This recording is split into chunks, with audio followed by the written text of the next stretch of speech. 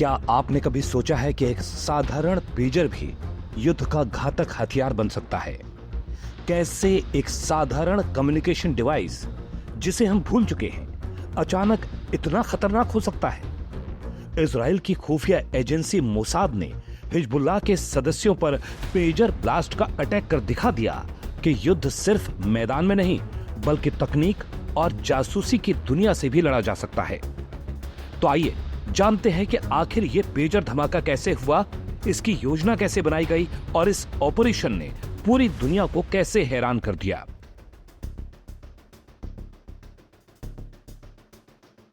Hezbollah के सदस्य जो पेजर इस्तेमाल कर रहे थे वो अचानक उनके हाथों में फटने लगे। ये कोई साधारण हादसा नहीं था बल्कि एक सोची समझी नीति के तहत हुआ था। इजराइल की खुफिया एजेंसी मोसाद ने इन पेजर्स में विस्फोटक प्लांट किए थे। पेजर में लगे विस्फोटक दूर से नियंत्रित किए गए थे और जब पेजर पर एक मैसेज फ्लैश हुआ तब ये धमाके होने लगे। पेजर, जिसे हम बीपर के नाम से भी जानते हैं, 90 के दशक में बहुत ज्यादा इस्तेमाल किए जाते थे। आजकल ये डिवाइस पुराने हो चुके हैं लेकिन हिजबुल्लाह इन्हें अभी भी इस्तेमाल करता है और यही उनकी सबसे बड़ी कमजोरी साबित हुई। सोचिए, एक छोटा सा पेजर डिवाइस कितना खतरनाक हो सकता है। इजराइल ने यह दिखा दिया कि किसी भी तकनीक का इस्तेमाल घातक हथियार के रूप में किया जा सकता है। पेजर का यह सीरियल ब्लास्ट पूरी तरह से रिमोट कंट्रोल से किया गया था, जिसमें हर पेजर की बैटरी के पास लगभग 30 से 50 ग्राम विस्फोटक प्लांट किए गए थे। इस ऑपरेशन की शुरुआत तब हुई जब ताइवान से बनाए गए पेजर्स को हिजबुल्लाह ने लेबनान में आयात किया। इन पेजर्स में पहले से ही विस्फोटक लगा दिए गए थे। जब ये पेजर हिजबुल्लाह के ऑपरेटिव्स के पास पहुंचे और उन्हें इस्तेमाल में लाया गया तो मोसाद ने एक रिमोट कंट्रोल सिस्टम का इस्तेमाल करके इन पेजर्स को ब्लास्ट कर दिया।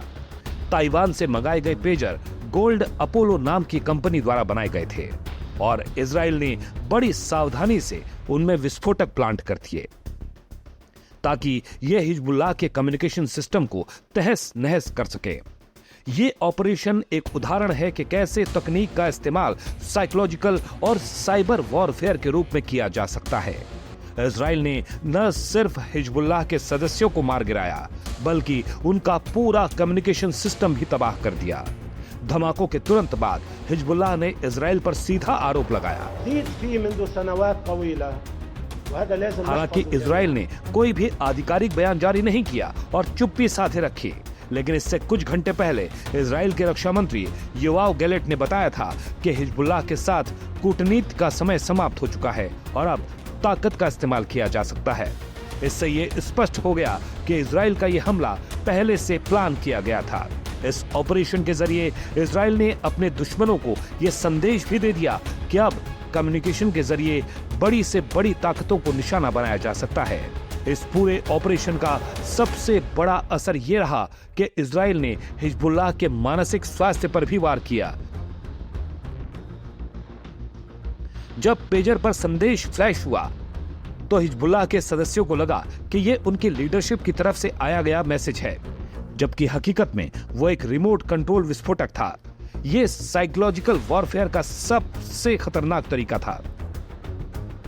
पेजर, जो एक साधारण बीपर के रूप में काम करता है, रेडियो फ्रीक्वेंसी पर संदेश भेजने और रिसीव करने के लिए डिजाइन किया गया था। यह डिवाइस 90 के दशक में बहुत लोकप्रिय था और इमरजेंसी सेवाओं और हेल्थ केयर में आज भी इसका इस्तेमाल होता है।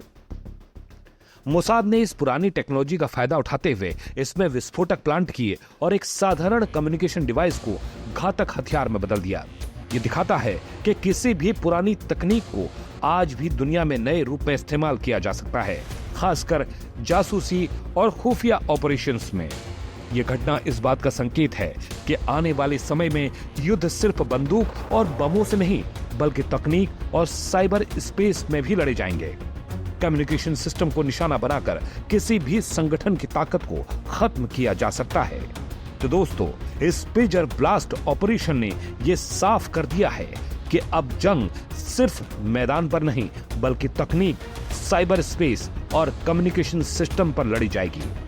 इजराइल ने इस ऑपरेशन से हिजबुल्लाह की कम्युनिकेशन प्रणाली को तबाह कर दिया और दिखा दिया कि भविष्य में कैसे नई तकनीकों का इस्तेमाल युद्ध में होगा।